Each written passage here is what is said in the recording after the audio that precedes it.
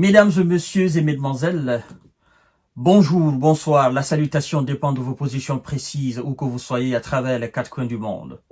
Savez-vous que au Burkina Faso, la saison pluvieuse bat son plein et les forces ennemies du Burkina, les fils d'Iblis, les partisans de Satan, comptent bien exploiter cette période si difficile.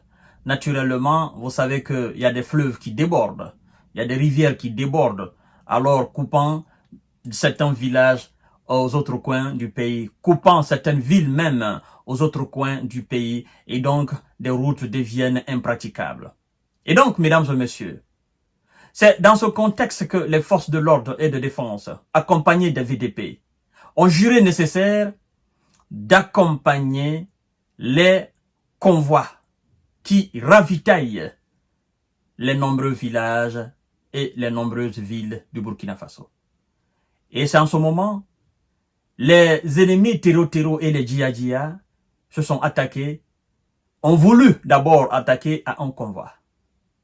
Et retenez bien, mesdames et messieurs, il y avait des milliers de personnes qui étaient en jeu. Et donc, les forces combattantes du Burkina et les VDP ont fait un travail remarquable. Ils ont adopté une stratégie militaire de haute standing. Et pour ce faire, nous les remercions de façon infinie. Mesdames et messieurs et mesdemoiselles, les forces de l'ordre et de défense, accompagnées des VDP, effectuaient une opération de ravitaillement dans la zone de l'Est. Des groupes armés terreaux leur tendent alors une embuscade. Très vite, on nous apprend que les patriotes, les forces de l'ordre et de défense forment un bouclier et escortent le millier de civils vers une zone sécurité. Ouais. Rapidement, ils ont formé un bouclier. Ils ont escorté ces milliers de personnes vers une zone sécurisée. Et en faisant ce travail, l'ennemi pensait que c'était une fuite. Oh là là, mesdames et messieurs, ce qui va se passer après là, c'est terrible pour eux. Partagez la vidéo dans tous les groupes possibles. Je suis là pour vous informer, mesdames et messieurs. Ouais. L'ennemi pense à une fuite et entreprend de brûler et de voler des véhicules. Les véhicules, ces camions, sont remplis, n'est-ce pas, de denrées alimentaires, denrées de première nécessité pour les civils. Mais aussi, naturellement, il y avait des équipements militaires, des munitions effectivement, du ravitaillement aussi pour les militaires. Alors, mesdames et messieurs, ce qui va suivre est digne d'un film de John Rambo. Après avoir mis les civils en sécurité, on nous apprend, et éviter le carnage redouté, les forces combattantes se concertent avec les opérateurs du ciel pour riposter contre les assaillants. On nous apprend qu'à 16 heures, les combats font rage, puis l'ennemi prend la fuite. Des vecteurs aériens se lancent à la poursuite des terreaux qui ont réussi à voler 2 camions et 2 pick-up. Il n'est pas question de laisser ce matériel aux meurtriers. L'ordre est donné de les détruire avec les véhicules. Quand ils ont vu les vecteurs aériens venir, ils ont compris que les gars au sol n'étaient pas seuls. Et donc, comme il y avait assez de camions, les forces de l'ordre, après avoir mis en sécurité les civils, ils se sont concertés. Ils revenaient vers les terreaux. Et donc, dans leur retour, avec l'arrivée des vecteurs aériens, les terreaux se sont emparés de 2 camions et 2 pick-up. Automatiquement, l'ordre a été donné, non seulement de rendre ces 2 camions en molécules, mais aussi les 2 pick-up en molécules avec les terreaux qui s'y étaient installés. Mesdames et messieurs et mesdemoiselles, ils n'ont pas encore compris. Vers Nassougou, les terreaux s'arrêtent pour inspecter le contenu d'un premier camion. Ils ne voient pas venir le missile qui les anéantira. Pendant ce temps, leurs complices qui les suivaient tentent d'atteindre Nassougou. Peu avant d'arriver, ils font une pause, espérant repartir de plus belle. Les opérateurs aériens frappent alors le pick-up et le pick-up qui était en tête, neutralisant, n'est-ce pas, les assaillants à proximité. D'autres fuyards tentent de partir avec le deuxième camion chargé, mais les pilleurs, naturellement, mesdames et messieurs, ah oui, les terreaux ont été rattrapés par un missile tout venu de l'autre côté de l'Atlantique. Parce qu'ils ont vu ces missiles-là à la télé.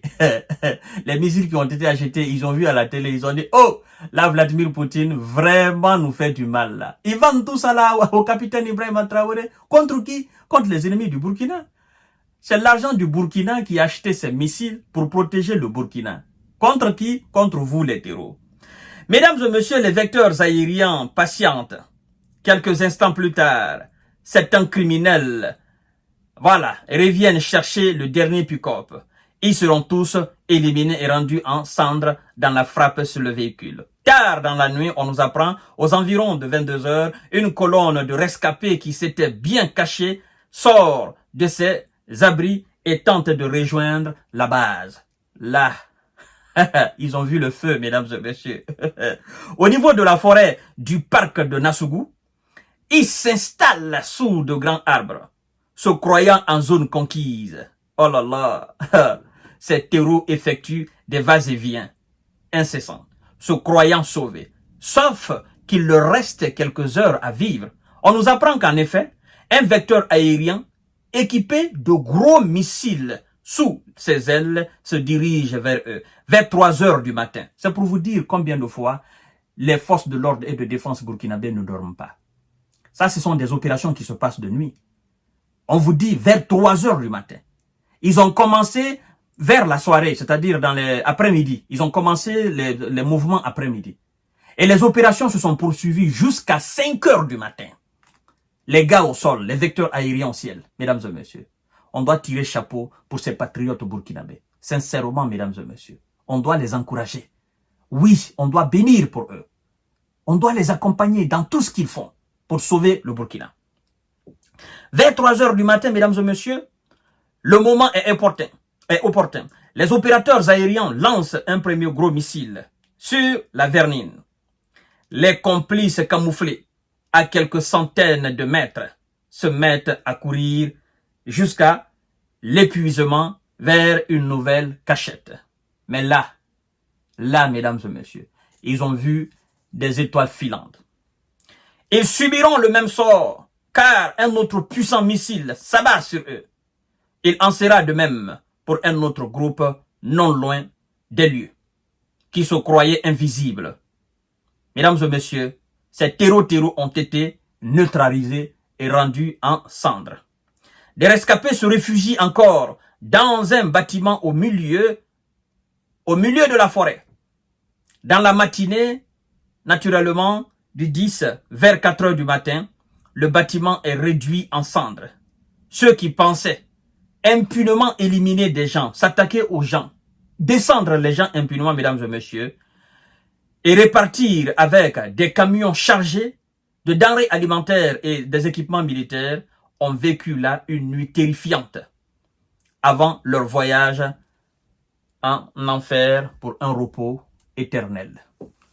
Chères dames, chers messieurs, chères demoiselles, voilà alors le travail des hommes du capitaine Ibrahim Traoré, les fils dignes du Burkina Faso.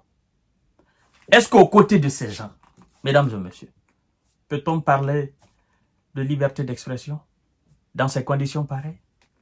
Les milliers de civils qui ont été évacués, qui ont été sauvés de justesse par ces forces.